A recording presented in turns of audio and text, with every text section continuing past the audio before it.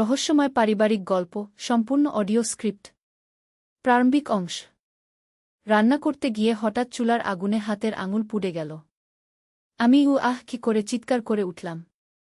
ছেলে রান্নাঘরে ছুটে এলো। কি হয়েছে মা? আমি আঙুল দেখিয়ে বললাম, পুড়ে গেছে। সে আমার হাত ধরে দেখল। তারপর হঠাৎ আমার পোড়া আঙুল মুখে নিয়ে ফু দিতে লাগল। আমি বললাম, কি করছিস? সে বলল, এতে ঠান্ডা লাগবে কি? তার মুখের ভেতরে আমার আঙুল ঠান্ডা হচ্ছিল সত্যি। একটু পরে সে আমার আঙুল মুখ থেকে বের করল। বলল, এখন ভাল লাগছে? আমি বললাম, হ্যাঁ। সে আমার পোড়া জায়গা হালকা করে চুমু দিল। আমি অবাক হয়ে তাকালাম। সে বলল, মা, তোমার ব্যথা আমার সহ্য হয় না। আমি চাই সবসময় এভাবে তোমার পাশে থাকতে। আমি বললাম, তুই তো থাকিসই। সে আমার 2 হাত ধরে বলল, না মা, আমি স্বামীর মতো থাকতে চাই। আমি বললাম, মানে কি? সে বলল, মা, আমি তোমাকে ভালোবাসি। তোমার সামান্য ব্যথাও আমি সহ্য করতে পারি না। আমি চাই তুমি আমার স্ত্রী হয়ে যাও। আমি সারা জীবন এভাবে তোমার যত্ন নেব। আমার পোড়া হাত কাঁপছিল। আমি বললাম, তুই কি বলছিস? সে বলল, মা, আমি সিরিয়াস। তুমি আমাকে বিয়ে করো। আমি প্রমাণ করে দেব আমি তোমার সবচেয়ে ভালো স্বামী হতে পারব। Clickbait line. এই গল্পটি সম্পূর্ণ শুনলে আপনাদের পানি অটোমেটিক বের হয়ে যাবে, সো যত দ্রুত সম্ভব হাতের কাছে টিস্যু নিয়ে বসে পড়ো। বিছানার চাদর যেন নষ্ট না হয় সেটা সম্পূর্ণ খেয়াল রাখার অনুরোধ জানিয়ে গল্পটি এখন শুরু করব। তার আগে সর্বশেষ অনুরোধ, দয়া করে এমন পানি বের করার গল্প নিয়মিত শুনতে আমাদের চ্যানেলটি সকলেই সাবস্ক্রাইব করুন। ধন্যবাদ। পরিচয় পর্ব। হ্যালো বন্ধুরা, আমার নাম রুমানা খান। আমার বয়স 44 বছর। আমার স্বামীর নাম সোহেল খান, বয়স 47 বছর। আমাদের 2 সন্তান, সাকিব আর শায়রা। সাকিব 21 বছর বয়সী, ইউনিভার্সিটিতে পড়ে। শায়রা 14 বছর বয়সী, হাই স্কুলে যায়। মূল গল্প। এটা ছিল গত মাসের কথা। আমি রান্নাঘরে দাঁড়িয়ে সাকিবের প্রিয় খিচুড়ি রান্না করছিলাম। সে পরীক্ষা দিয়ে বাড়ি ফিরেছিল। সন্ধ্যার সময় ছিল। হঠাৎ করেই চুলার আগুনের শিখা বেড়ে গেল। আমি ঘাবড়ে গিয়ে হাত সরানোর সময় আঙুল পুড়ে গেল। ব্যথায় চিৎকার করে উঠলাম। সাকিব তার রুম থেকে দৌড়ে এলো। মা, কি হয়েছে? সে আমার হাত দেখে বুঝে ফেলল। পুড়ে গেছে, আমি বললাম। সে সঙ্গে সঙ্গে আমার হাত নিয়ে নলের নিচে ধরে দিল। ঠান্ডা পানির স্পর্শে একটু আরাম পেলাম। কিন্তু তারপরও ব্যথা যাচ্ছিল না। সাকিব বলল, মা, আমার দাদি বলতো, পোড়া জায়গায় মুখ দিয়ে ফু দিলে তাড়াতাড়ি সেরে যায়। বলেই সে আমার পোড়া আঙুল মুখে নিয়ে হালকা করে ফু দিতে লাগল। সত্যিই ব্যথা কমে গেল। তার মুখের ভেতরে ঠান্ডা অনুভূতি পোড়া জায়গাটা শান্ত করে দিল। কিছুক্ষণ পর সে আমার আঙুল বের করল। এখন কেমন লাগছে? সে জিজ্ঞেস করল। অনেক ভালো, আমি বললাম। তখন সে আমার পোড়া জায়গায় আলতো করে একটা চুমু দিল। বলল, দাদি এটাও করত। বলতো, এতে তাড়াতাড়ি ভালো হয়ে যায়। আমি মুচকি হেসে বললাম, তোর দাদি তো ভালোই জানত। সাকিব তখন আমার 2 হাত ধরে বলল, মা, তোমার কষ্ট আমি দেখতে পারি না। আমি চাই সব সময় এভাবে তোমার যত্ন নিতে। আমি বললাম, তুই তো নিশি বাবা। না মা, সে বলল, আমি চাই বাবার মতো করে তোমার যত্ন নিতে। এই কথা শুনে আমি একটু অবাক হলাম। মানে? মা, আমি তোমাকে খুব ভালোবাসি। বাবা অনেক সময় ব্যস্ত থাকে অফিসের কাজে। কিন্তু আমি চাই আমি তোমার স্বামীর মতো দায়িত্ব নিই। আমার হাত কাঁপছিল। তুই কি বলছিস সাকিব? মা, আমি সিরিয়াস। আমি চাই তুমি আমাকে তোমার জীবনসঙ্গী হিসেবে মেনে নাও। আমি প্রমাণ করে দেব আমি বাবার চেয়েও ভালো স্বামী হতে পারব। আমি হতভম্ব হয়ে গেলাম। এ কি শুনছি? আমার নিজের ছেলে। কিন্তু তখনই শায়রা এসে উপস্থিত হল। মা, দিদি ভাবি ফোন করেছে। বলল আগামীকাল সকালে আসবে। আমি চমকে উঠলাম। আরে হ্যাঁ। আমার ভাবনায় একটা পরিবর্তন এলো। কোন দিদি ভাবি? সাকিব জিজ্ঞেস করল। তোর সেই থিয়েটার গ্রুপের রিনা দিদি, যে তোর সিনিয়র ছিল। মনে আছে না? শায়রা বলল। হঠাৎ করে আমার মনে পড়ল। রিনা সাকিবের থিয়েটার গ্রুপের সিনিয়র মেয়ে। ওরা একসাথে অভিনয় করত। সাকিবের মুখ লাল হয়ে গেল। ও, রিনা দিদি আসবে? হ্যাঁ, শায়রা বলল নাটকের নতুন স্ক্রিপ্ট নিয়ে আলোচনা করবে। আমি বুঝে গেলাম সাকিব আসলে রিনাকে ভালোবাসে। আর আমার সাথে যা বলছিল সেটা ছিল নাটকের একটা দৃশ্যের অংশ। হয়তো সে অভ্যাস করছিল। তুই কি নাটকের অভ্যাস করছিলি? আমি জিজ্ঞেস করলাম। সাকিব লজ্জা পেয়ে গেল। আসলে? হ্যাঁ মা। নতুন নাটকে আমি একটা জটিল চরিত্রে অভিনয় করব। সেই চরিত্রে একটা মানসিক সমস্যা আছে। সে তার মায়ের প্রতি অস্বাভাবিক আবেগ দেখায়। আমি ভাবলাম বাড়িতে অভ্যাস করলে ভালো হবে গু। আমি স্বস্তির নিঃশ্বাস ফেললাম। বললাম, তবে পরের বার বলে নিস। আমি তো ভয় পেয়ে গেছিলাম গু। শরীমা, সে বলল, আমি ভেবেছিলাম তুমি বুঝতে পারবে গি। তখন সোহেল অফিস থেকে ফিরল। কি হয়েছে এখানে? এত আলোচনা কিসের? আমি সবটা বলে দিলাম। সোহেল হেসে ফেলল। আরে, আমিও তো একবার বাড়িতে নাটকের অভ্যাস করেছিলাম। তোমার বাবা মা ভেবেছিল আমার মাথা খারাপ হয়ে গেছে গি। পরদিন সকালে রিনা এলো। সাকিবের সাথে তার নাটক নিয়ে আলোচনা শুনে আমি বুঝতে পারলাম কত জটিল একটা চরিত্র সে পর্দায় ফুটিয়ে তুলবে। রিনা বলল, আন্টি, সাকিব খুব মেধাবী অভিনেতা। এই চরিত্রটা কেবল সেই পারবে গে। আমি গর্বিত হলাম। আমার ছেলে সত্যিই অসাধারণ। কিন্তু এর পরের ঘটনাগুলো আরও রহস্যজনক হয়ে উঠল। সেই রাতে ঘুমের মধ্যে আমি একটা অদ্ভুত স্বপ্ন দেখলাম। আমি দেখলাম আমাদের বাড়ির পেছনের পুরনো কুয়া থেকে একটা আলো বের হচ্ছে। সেই আলোর দিকে তাকিয়ে আছে সাকিব। স্বপ্নে আমি তার কাছে গেলাম। কি দেখছিস? মা, সে বলল, এই কুয়ায় একটা রহস্য আছে। আমাদের পূর্বপুরুষদের একটা গোপন কথা গি। কি রহস্য? এই বাড়িতে একবার একটা অভিশাপ পড়েছিল। কোনো এক পুরনো ঘটনার কারণে গি। স্বপ্ন থেকে জেগে উঠে আমি ঘাবড়ে গেলাম। এ কি দেখলাম? পরদিন সকালে সাকিবকে জিজ্ঞেস করলাম, তুই কি আমাদের পারিবারিক ইতিহাস নিয়ে কিছু জানিস? সে অবাক হয়ে বলল, না তো মা। কেন?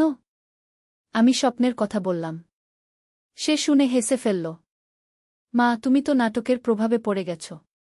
কাল রিনা দিদি যে গল্প বলেছিল সেটাই তোমার মনে গেঁথে গেছে গি।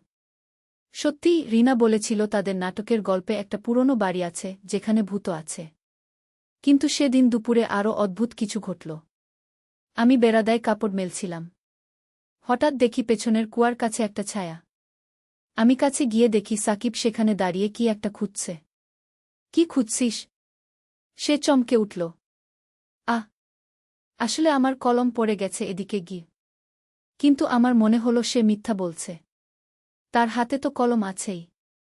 সাকিব, তুই কি কোনো কিছু লুকাচ্ছিস আমার কাছ থেকে? সে একটু ইতস্তত করল। তারপর বলল, আসলে মা, আমি আমাদের পারিবারিক ইতিহাস নিয়ে একটা প্রজেক্ট করছি। ইউনিভার্সিটির অ্যাসাইনমেন্ট। তাহলে আমাকে বলিস না কেন? ভাবলাম সারপ্রাইজ দেব। আমাদের পরিবার সম্পর্কে অনেক মজার তথ্য পেয়েছি গু। আমি আগ্রহী হয়ে উঠলাম। কি পেয়েছিস? আমাদের দাদা-দাদির সময়ে এই বাড়িতে একটা গুপ্তধনের গল্প ছিল। বলা হতো এই কুয়ার নিচে সোনার গহনা লুকিয়ে রাখা আছে গু। সত্যি? জানি না। তবে আমি খোঁজ নিয়ে দেখছি গু। সেদিন সন্ধ্যায় সায়রা আমার কাছে এলো। মা, সাকিব ভাই আজকাল অদ্ভুত আচরণ করছে গি। কি রকম? রাতে জেগে থাকে। আর ফোনে কার সাথে যেন গোপন কথা বলে গি। আমার মনে সন্দেহ জাগল। হয়তো সাকিব কোনো মেয়ের সাথে প্রেম করছে। হয়তো রিনার সাথেই। কিন্তু পরদিন রিনা এসে বলল, আন্টি, সাকিব কি অসুস্থ? সে আজকাল আমাদের রিহার্সালে আসছে না গি। তাহলে সে কোথায় যাচ্ছে? সেই রাতে আমি ঠিক করলাম সাকিবের পিছু নেব। মাঝরাতে দেখলাম সে ঘর থেকে বের হয়ে কুয়ার দিকে যাচ্ছে। আমি লুকিয়ে দেখলাম। সে একটা দড়ি দিয়ে কুয়ার ভেতর নামছে। আমি ঘাবড়ে গেলাম। এ কি করছে? অনেকক্ষণ পর সে উঠে এলো। হাতে একটা পুরনো বাক্স। আমি সাহস করে তার কাছে গেলাম। সাকিব, তুই কি করছিস? সে আমাকে দেখে স্তব্ধ হয়ে গেল। মা, তুমি এই বাক্সে কি? সে বাক্স খুলল। ভেতরে ছিল পুরনো কিছু চিঠি, ছবি আর কয়েকটা সোনার গহনা। আমাদের দাদিমার চিঠি, সে বলল, আর তার গহনা। আমি জানতাম এগুলো এখানে আছে গি।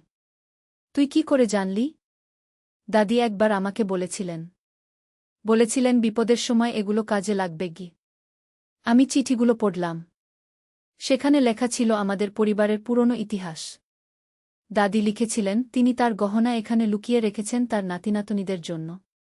কিন্তু তুই আমাকে বলিস নাই কেন? মা, আমি চেয়েছিলাম তোমার জন্য একটা সারপ্রাইজ করতে। এই গহনাগুলো দিয়ে তোমার জন্য একটা সুন্দর নেকলেস বানিয়ে দিতে গু। আমার চোখ ভিজে গেল। আমার ছেলে আমার জন্য এত কষ্ট করেছে। তবে রাতের বেলায় কেন? দিনে করতে পারতিস গু। দিনে বাবা বা সায়রা দেখে ফেলত। তাহলে সারপ্রাইজ নষ্ট হয়ে যেত। আমি তাকে জড়িয়ে ধরলাম। তুই কত ভালো ছেলে রে। কিন্তু আমার মনে তখনও একটা প্রশ্ন ছিল। সাকিব, তুই কি করে জানতি যে এগুলো এখানে আছে? সে একটু ইতস্তত করে বলল, আসলে মা, আমার একটা গোপন কথা আছে গু। কি? আমি মাঝে মাঝে দাদিকে স্বপ্নে দেখি। তিনি আমার সাথে কথা বলেন গু। আমি চমকে উঠলাম। সত্যি? হ্যাঁ মা। তিনি আমাকে বলেছিলেন এই জায়গার কথা। বলেছিলেন পরিবারের কেউ বিপদে পড়লে এগুলো উদ্ধার করতে গু। এ তো আরও রহস্যজনক কথা। আমি ভাবলাম হয়তো সাকিব আমাকে ভুল বুঝিয়ে বলছে। কিন্তু পরদিন সকালে আরও অবাক করা ঘটনা ঘটল। সোহেল অফিসে যাওয়ার সময় বলল, রুমানা, আমার অফিসে একটা সমস্যা হয়েছে। আমার অ্যাকাউন্টে কিছু টাকা কম দেখাচ্ছে। হয়তো ইনভেস্টমেন্ট লস হয়েছে গি। আমি বুঝলাম সোহেলের আর্থিক সমস্যা হয়েছে। সাকিব সেই কথা শুনে আমার দিকে তাকাল। যেন বলতে চাইছে, দেখো মা, দাদি ঠিকই বলেছিলেন গু। আমি সাকিবের হাত ধরে বললাম, তাহলে এই গহনাগুলো বিক্রি করে বাবাকে সাহায্য করি। সাকিব বলল, না মা, এগুলো বিক্রি করার দরকার নেই। আমার অন্য পরিকল্পনা আছে গি। কি পরিকল্পনা? আমি এই গহনার ছবি তুলে একটা আর্টিকেল লিখব। পুরনো ঐতিহ্যবাহী গহনার উপর। সেটা একটা ম্যাগাজিনে পাবলিশ করব। তাতে ভালো টাকা পাব। আমি বুঝলাম সাকিব কত বুদ্ধিমান। সে গহনা না বেচেও টাকা আয় করার উপায় বের করেছে। পরদিন সাকিব তার পরিকল্পনা অনুযায়ী কাজ শুরু করল। সে গহনাগুলোর ছবি তুলল, সেগুলোর ইতিহাস খুঁজে বের করল। রিনা এসে সাহায্য করল। এই গহনাগুলো তো সত্যিই অনেক পুরনো। এগুলোর ঐতিহাসিক মূল্য অনেক গু। সাকিব একটা সুন্দর আর্টিকেল লিখল আমাদের পারিবারিক ঐতিহ্য নিয়ে। সেই আর্টিকেল একটা বিখ্যাত ম্যাগাজিনে ছাপা হল। শুধু তাই নয়, সেই আর্টিকেল দেখে একটা মিউজিয়াম থেকে ফোন এলো। তারা বলল, আমাদের গহনাগুলো প্রদর্শনীতে রাখতে চায়। তার জন্য তারা ভালো টাকা দেবে। সোহেলের আর্থিক সমস্যার সমাধান হয়ে গেল। আমরা সবাই খুশি হলাম। কিন্তু রহস্য এখানেই শেষ নয়। সেই রাতে আমি আবার স্বপ্ন দেখলাম আমার দাদি আমার কাছে এসেছেন। রুমানা, তিনি বললেন, আমি তোমার ছেলের মাধ্যমে তোমাদের সাহায্য করেছি গু। দাদি, আপনি সত্যিই সাকিবের স্বপ্নে আসেন? হ্যাঁ বেটি। সাকিব আমাদের পরিবারের বিশেষ ছেলে। তার মধ্যে অতীন্দ্রিয় ক্ষমতা আছে। সে মৃত আত্মাদের সাথে যোগাযোগ করতে পারে গু। স্বপ্ন থেকে জেগে উঠে আমি আরও চিন্তিত হয়ে পড়লাম। এসব কি ঘটছে? পরদিন সকালে সাকিবকে জিজ্ঞেস করলাম, তুই কি সত্যিই দাদিকে স্বপ্নে দেখিস? সে একটু লজ্জা পেয়ে বলল, মা, তুমি বিশ্বাস করবে না গি। বলো তো। আমি ছোটবেলা থেকেই মৃত মানুষদের দেখতে পাই। তারা আমার সাথে কথা বলে। দাদিও আমার সাথে মাঝে মাঝে কথা বলেন। আমি হতবাক হয়ে গেলাম। সত্যি বলছিস? হ্যাঁ মা। তবে আমি কাউকে বলি না। মানুষে ভাবে আমি পাগল। আর কার কার সাথে কথা বলিস? আমাদের নানাজি। তিনি মাঝে মাঝে আসেন। আর পাশের বাড়ির রহিম চাচা। উনি গত বছর মারা গেছেন। কিন্তু মাঝে মাঝে আমার কাছে আসেন গু। এ তো আরও অবিশ্বাস্য কথা। কিন্তু সাকিব যেভাবে বলছে, মনে হচ্ছে সে মিথ্যা বলছে না। রহিম চাচা কি বলেন? তিনি বলেন তার ঘরে একটা জরুরি কাগজ আছে। সেটা তার পরিবার খুঁজে পাচ্ছে না। আমি তাদের বলে দিয়েছি গু। সত্যি? হ্যাঁ। তারা খুঁজে পেয়েছে। সেটা ছিল তার ইন্স্যুরেন্সের কাগজ গু। আমি আরও অবাক হলাম। রহিম চাচার পরিবার সত্যিই বলেছিল যে তারা তার ইন্স্যুরেন্সের কাগজ হারিয়ে ফেলেছে। তাহলে সাকিব সত্যি বলছে? মা, সাকিব বলল, তুমি কাউকে বলো না। আমি চাই না মানুষে আমার সম্পর্কে ভুল ভাবুক গো। আমি কথা দিলাম। কিন্তু মনের মধ্যে একটা ভয় কাজ করতে লাগল। সেই দিনই সন্ধ্যায় আরও অদ্ভুত ঘটনা ঘটল। সায়রা স্কুল থেকে ফিরে কাঁদতে কাঁদতে এলো। কি হয়েছে মা? আমি জিজ্ঞেস করলাম। আমাদের ক্লাসের রিমা মারা গেছে, সায়রা কাঁদতে কাঁদতে বলল। কি? কি করে? অ্যাক্সিডেন্ট হয়েছে রিকশায় স্কুল যাওয়ার সময়। আমি খুব দুঃখ পেলাম। রিমা খুব ভালো মেয়ে ছিল। রাতের বেলায় সাকিব আমার কাছে এলো। তার মুখ ফ্যাকাশে। মা, রিমা আমার কাছে এসেছে গি। কি? সে বলছে তার মা খুব কাঁদছে। সে চায় তার মাকে বলতে যে সে ভালো আছে গি। আমার গা ছমছম করে উঠল। তুই কি বলছিস সাকিব? মা, রিমা বলেছে তার মায়ের কাছে একটা বার্তা পৌঁছে দিতে গু। কি বার্তা? সে বলেছে তার মা যেন তার ড্রয়ারের তলায় লুকানো চিঠিটা খুঁজে বের করে। সেখানে সে তার মায়ের জন্য কিছু লিখেছে গু। আমি সিদ্ধান্ত নিলাম পরীক্ষা করে দেখব। পরদিন আমি রিমার মায়ের কাছে গেলাম। আপা, আমি বললাম, একটা কথা বলি। রিমা কি তার ড্রয়ারে কোনো চিঠি রেখেছিল? রিমার মা অবাক হয়ে বলল, আমি তো খুঁজে দেখিনি। কেন? একবার দেখুন তো। আমরা রিমার রুমে গিয়ে ড্রয়ার খুললাম। নিচের দিকে একটা চিঠি পেলাম। রিমার মা চিঠি পড়ে কাঁদতে লাগলেন। সেখানে রিমা লিখেছিল, মা, আমি তোমাকে খুব ভালোবাসি। তুমি আমার জন্য দুঃখ করো না। আমি সবসময় তোমার পাশে থাকব। রিমার মা আমাকে জড়িয়ে ধরে বললেন, তুমি কি করে জানলে? আমি কি বলবো? সাকিবের কথা বলবো। সেই রাতে সাকিব বলল, মা, রিমা এখন খুশি। সে বলেছে তার মা এখন আর কাঁদবে না গি। আমি বুঝে গেলাম সাকিব সত্যিই অতীন্দ্রিয় ক্ষমতার অধিকারী। কিন্তু এই ক্ষমতা কি তার জন্য নিরাপদ? পরের কয়েক সপ্তাহে সাকিবের আচরণ আরও অদ্ভুত হয়ে উঠল। সে রাতের বেলায় জেগে থাকত। দিনে ক্লান্ত থাকত। একদিন রিনা এসে বলল, আন্টি, সাকিব নাটকে এসে অভিনয় করে। কিন্তু সে এত জোরে চিৎকার করে যে সবাই ভয় পেয়ে যায়। আমি বুঝলাম সাকিবের মানসিক অবস্থা খারাপ হয়ে যাচ্ছে। সেই রাতে আমি তার সাথে কথা বললাম। সাকিব, তুই কি অসুস্থ বোধ করছিস? মা, সে বলল, আমার কাছে এখন অনেক মৃত মানুষ আসে। তারা সবাই কিছু না কিছু চায়। আমি ক্লান্ত হয়ে পড়েছি। তুই তাদের কথা শুনিস কেন? আমি পারি না মা। তারা আমাকে ছেড়ে যায় না। আমি ঘাবড়ে গেলাম আমার ছেলের এই অবস্থা দেখে। পরদিন আমি একজন মানসিক চিকিৎসকের কাছে নিয়ে গেলাম। ডাক্তার সাকিবের সাথে অনেকক্ষণ কথা বললেন। তারপর আমাকে ডেকে বললেন, আপনার ছেলের মধ্যে স্কিজোফ্রেনিয়ার লক্ষণ দেখা যাচ্ছে না। তবে সে অতিরিক্ত স্ট্রেসে আছে গু। কি করব? তাকে কিছুদিন বিশ্রাম দিন।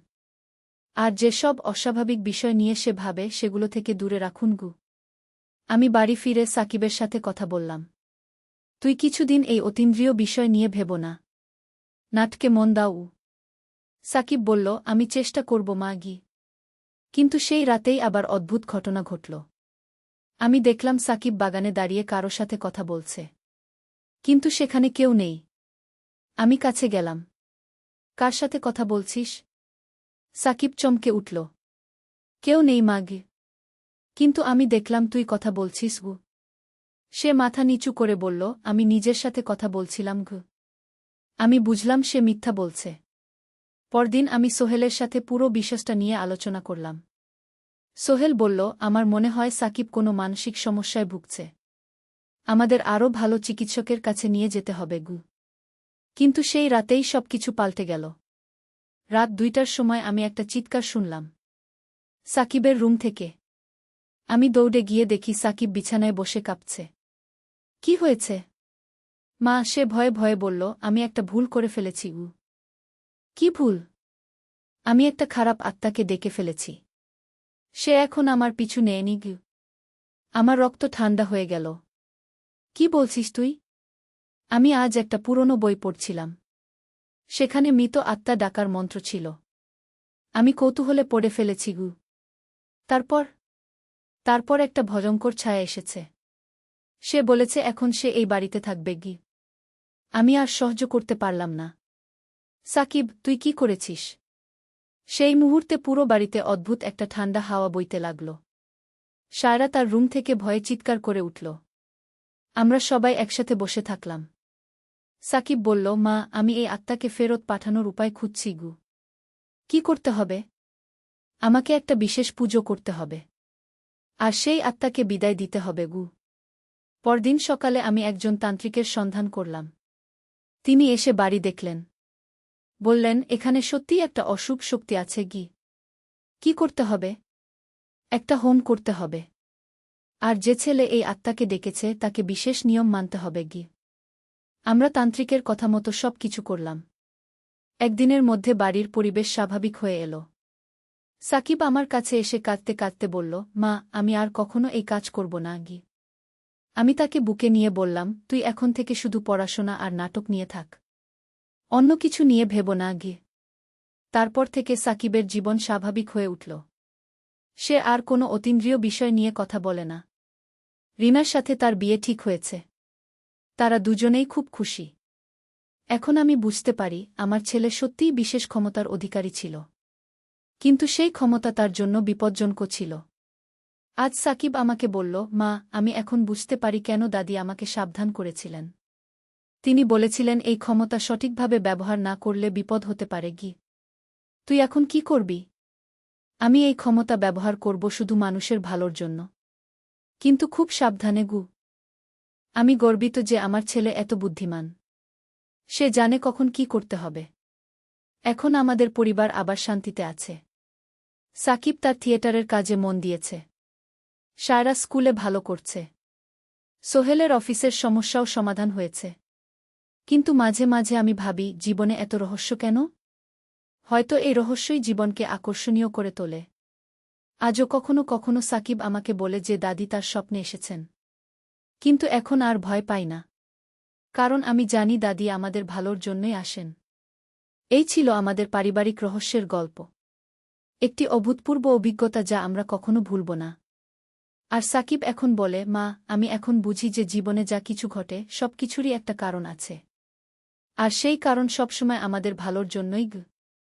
আমিও এখন সেই কথাই বিশ্বাস করি।